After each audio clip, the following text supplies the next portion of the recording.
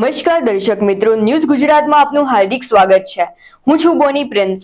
હવે જોઈએ આજના મુખ્ય સમાચાર. અરવલ્લી જિલ્લા લોકલ ક્રાઇમ બ્રાન્ચ એલસીબીએ ઈસરી પોલીસ સ્ટેશન વિસ્તારમાં પ્રોહિબિશનના ગુનાઓ સામે મહત્વપૂર્ણ કાર્યવાહી હાથ ધરી છે. પાણીબાર ગામની સીમમાં એક મારુતિ ઇકો કારમાંથી ગુપ્તખાનામાં સંતાડેલો ભારતીય બનાવટનો વિદેશી દારૂનો મોટો જથ્થો ઝડપી પાડવામાં આવ્યો છે. પોલીસે 368 દારૂની બોટલો અને ઇકો કાર સહિત કુલ ₹5,11,300નો મુદ્દામાલ કબજે કર્યો છે. પાણીબાર ગામની સીમમાંથી મારુતિ ઇકો કારના ગુપ્તખાનામાં સંતાડેલો ભારતીય બનાવટનો વિદેશી દારૂ ઝડપી પાડ્યો છે. વાહન ચેકિંગ દરમિયાન શંકાસ્પદ કારને રોકવાનો પ્રયાસ કરતા ચાલક અને તેની સાથેનો અન્ય ઈસમ કાર મૂકીને ફરાર થઈ ગયા હતા. ઈસરી પોલીસે પ્રોહિબિશન અધિનિયમ હેઠળ ગુનો નોંધી ફરાર આરોપીઓની શોધખોળ શરૂ કરી છે.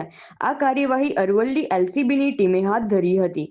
આ કાર્યવાહી અરવલ્લી એલસીબીના પોલીસ ઇન્સ્પેક્ટર એમ.એચ. ઝાલાના માર્ગદર્શન હેઠળ પીએસઆઈ વિજય તોમર, પીએસઆઈ વીડી વાઘેલા તેમજ એલસીબીના ટીમ દ્વારા કરવામાં આવી હતી. Bureau office, Modasa.